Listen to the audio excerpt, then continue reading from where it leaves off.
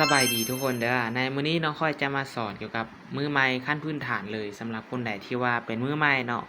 ยังบ่มีประสบการณ์เรื่องการเทรดอีหยังเลยเนาะก็เข้ามาในระบบ BX Trade บ่ฮู้ว่าจะเริ่มเทรดจังไดบ่ฮู้ว่าจะใช้เทคนิคใดเนาะบ่ฮู้ว่าจะกดซื้อหรือกดขายเนาะแนะนำให้เบิ่งคลิปนี้ให้จบเลยเด้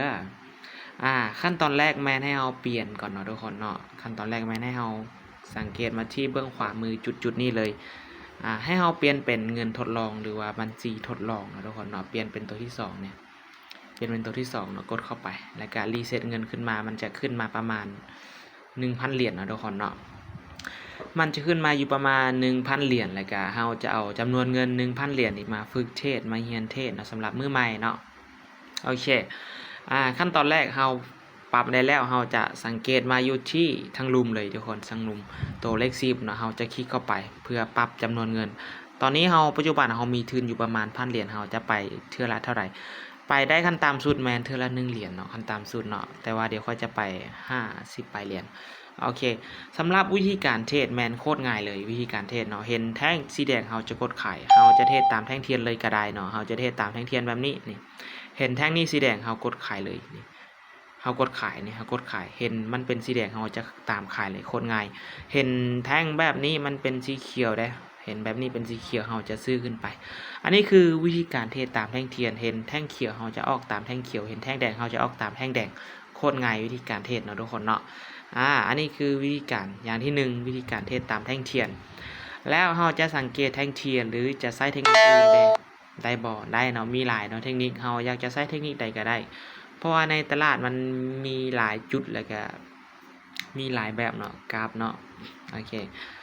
แล้วอีกจุดหนึ่งเนาะจุดนี้นะทุกคนเนาะจุดนี้นี่เบิ่งโคตรง่ายเลยสังเกตโคตรง่ายเลยเดี๋ยวค่อยจะมาสอนให้เนาะทุกคนเนาะเดี๋ยวค่อยจะมาสอนให้เอิ้นง่ายๆว่าจะเป็นแท่ง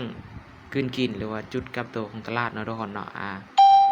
มาเดี๋ยวค่อยจะซื้อขึ้นไปเนาะค่อยกดซื้อรัวๆไปประมาณ$30หรือว่า30เหรียญเฉลี่ยเป็นเงินกีบก็น่าจะประมาณ6 แสนไป6-7 แสนนะทุกคนเนาะประมาณ7 แสนไปเนาะปัจจุบันมันก็ขึ้นไปแล้วเนาะปัจจุบันมันก็ขึ้นไปแล้วเสียดายแต่ว่าบ่แม่นเงินจริงเนาะค่อยไปเงินทดลองเพื่อให้ทุกคนฝึกเทรดเงินทดลองก่อนเนาะบ่ฟ้าเทรดเงินจริงสำหรับคนที่ว่าก็เข้ามาเรียนแม่นแนะนำให้ฝึกเทรดบัญชีทดลองจนมีเทคนิคแล้ว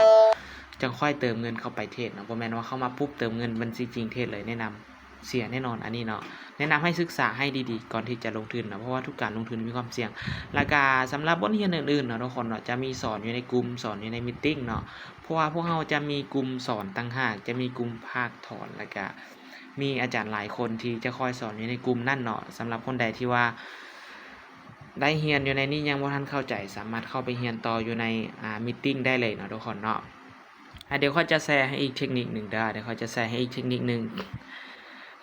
เทคนิคนี้จะเป็นMACD เด้อเทคนิคตัวนี้จะเป็น MACD เนาะทุกคนเนาะวิธีการพิมพ์ค้นหาแมนให้เราสังเกตมาอยู่ที่เบื้องขวามือถ้าหากว่าคนใดยังบ่เข้าใจเนาะสามารถย้อนเบิ่งคลิปทางหลังค่อยได้เฮ็ดคลิปสอนไว้แล้วเนาะทุกคนเนาะค่อยเคยเฮ็ดคลิปสอนแล้วพิมพ์ค้นหาเลยว่า MACD มันจะขึ้นมาเลย MACD นะทุกคนเนาะตัวที่2มันจะขึ้นมาเลยเนี่ยคือกันแต่เราจะเอาตัวที่1เนาะเพราะว่าค่อยได้ปรับตั้งค่าไว้1แล้วสำหรับวิธีการปรับตั้งค่าค่อยก็ได้เฮ็ดคลิปสอนคือกันเนาะทุกคนเนาะวิธีการนำไส้ก็คือเราจะสังเกตจากเส้น2เส้นนี้เลยนี่เราจะสังเกตจาก2เส้นนี้เลยกรณีที่เส้นตัวนี้อยู่ทั้งลุมเนาะทุกคนเนาะเส้นตัวนี้อยู่ทั้งลุมมันจะบ่งบอกถึงแนวโน้มจะเป็นเทรนขาลงเนาะถ้าหากว่าเส้นสีฟ้าอยู่ทั้งลุมมันจะบ่งบอกถึงเทรนขาลงถ้าหากว่าเส้นสีฟ้าอยู่ทั้งเทิงเด้มันจะบ่งบอกถึงมันจะเริ่มที่จะกลับตัวเป็นเทรนขาขึ้นเนาะแล้วเส้นสีส้มอยู่ทั้งลุมมันเริ่มที่จะกลับตัวเป็นเทรนขาขึ้นเอาเบิ่งง่ายๆเนาะเส้นสีฟ้าอยู่ทั้งลุมเป็นเทรนขาลงเส้นสีส้มอยู่ทั้งเทิงเป็นเทรนขาลงคือกันแต่ถ้าหากว่าเส้นสีฟ้าอยู่ทั้งเทิงเส้นสีส้มอยู่ทั้งลุมแสดงว่ามันจะเป็นเทรนขาขึ้นเนาะนี่คือวิธีการสังเกตเนาะง่ายๆเนาะทุกคนเนาะนี่มันกะขึ้นไปปัจจุบันแมนมันขึ้นไปต่ำกับโซนที่ว่าเป็นแนวต้านเนาะทุกคนเนาะนี่จุดนี้จะเป็นจุดที่เอิ้นว่าแนวต้านถ้าว่าคนใดได้ศึกษาอยู่ในกลุ่มก็น่าจะเข้าใจเนาะทุกคนเนาะสำหรับในคลิปนี้ก็จะมีประมาณนี้เนาะทุกคนเนาะเดี๋ยวเรามาเจอกันคลิปหน้าเนาะไปละ